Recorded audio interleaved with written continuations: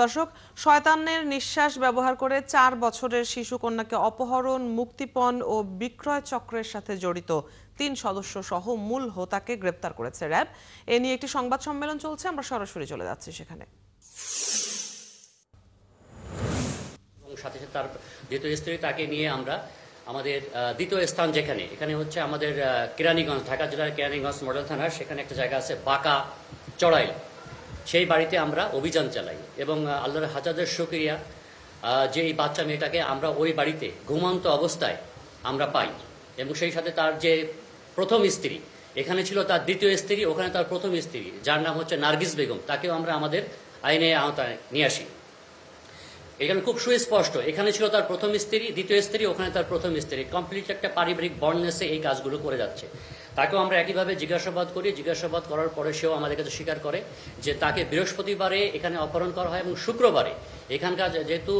মূল জায়গা যেখানে অপহরণ হয়েছে এবং মিরপুর 11 এবং মিরপুর 12 এখানে ডিস্টেন্স খুবই কম এবং সবাই খোঁজাখুঁজি করতেছে, তারা এই জায়গাটাকে সিকিউর মনে করে নেই,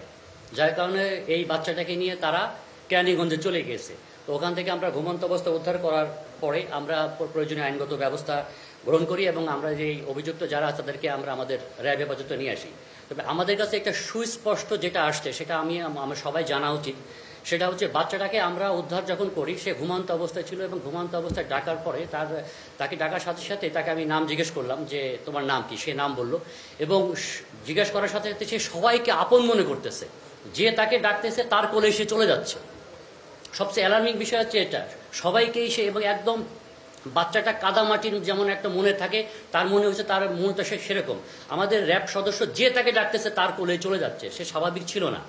তো পরবর্তীতে আধা ঘন্টা পরে তার যেহেতু তার মা নেই, তার বাবা এই চাইছিল, তার চাচা গিয়েছে, চাচা যাওয়ার পরে সে হাউমাউ করে, তখন তার সেন্স ফিরে আসছে, চাচাকে দেখার পরে সে হাউমাউ করে কান্নাকাটি শুরু করছে।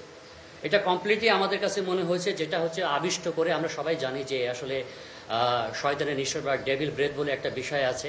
তো এটা আরও বেটার আমাদের এক্সপার্ট ওপিনিয়ন ওনারা ভালো বলতে পারবে।